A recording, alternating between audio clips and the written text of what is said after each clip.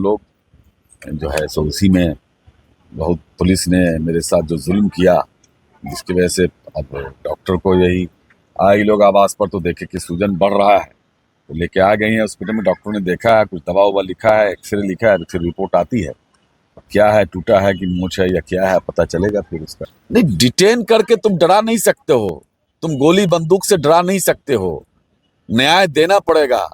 लाठीचार्ज की इस्तेमाल करना, हमारे नेता आदरणीय प्रतिपक्ष श्री तेजस्वी प्रसाद यादव जी को डिटेन करने का काम किया, उनको गिरफ्तार करने का काम किया है, लेकिन तेजस्वी जी गिरफ्तारी से डरने वाले नहीं है। आरजेडी एमएलसी कारी सोहेब हमारे साथ बातचीत करने के लिए हैं। आज पटना में आरजेडी की ओर से राजभवन मार्च निकाला गया था।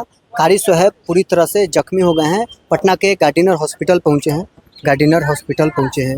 अभी सब के लिए क्या लीजिएगा जो है, तो कहाँ, अरे वो वहाँ तो पता ही है, वहाँ चल रहे थे हम लोग जो है सो उसी में बहुत पुलिस ने मेरे साथ जो जुल्म किया, जिसकी वजह से अब डॉक्टर को यही ये लोग आवाज़ पर तो देखे कि सूजन बढ़ रहा है, तो लेके आ गई है हॉस्पिटल में। डॉक्टर ने देखा है, कुछ दवा उवा लिखा है, एक्सरे लिखा है, तो फिर रिपोर्ट आती है क्या है, टूटा है कि मोच है या क्या है, पता चलेगा फिर उसका।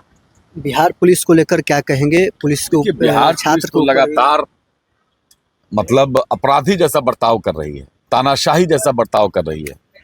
किस तरह से हमारे बच्चों पर, जिन जी जो हमारे लड़के हैं, छात्र हैं, नौजवान हैं, उन पर AK-47 चलाया गया, किसके आदेश पर चलाया गया? जहानाबाद में चली गोली, किसके आदेश पर चली? कटिहार में गोली चली, किसके आदेश पर चली?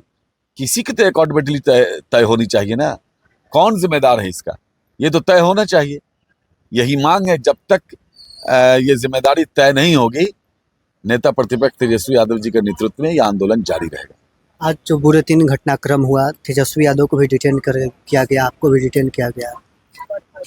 नहीं, डिटेन करके तुम डरा नहीं सकते हो, तुम गोली बंदूक से डरा नहीं सकते हो, न्याय देना पड़ेगा, अकाउंटेबिलिटी तय करनी पड़ेगी। किसके कहने पर गोली चली? मुख्यमंत्री कहने पर चली, DGP के कहने पर चली, SP के कहने पर चली, किसके कहने पर चली? वो तो जिम्मेदारी तय करनी पड़ेगी, आज न कल। बीजेपी और जेडी तो करी कि पूरी तरह से फ्लॉप हो गया आज का जो आप लोग का राजभवन मार्च, पूरा छावनी में तब्दील था इनका जो बिहार पुलिस है, और सभी जगहों पर चारों तरफ जो पटना का इनिंग जो भी रास्ता है, तमाम जगह हमारे समर्थकों को रोका जा रहा था, और उसके बावजूद भी बड़ी संख्या में पूरा पटना में लोग पैदल मार्च में चल रहे थे। और जब फ्लॉप हो गया तो इनको वाटर कैनन का इस्तेमाल करने की जरूरत क्यों आन पड़ी?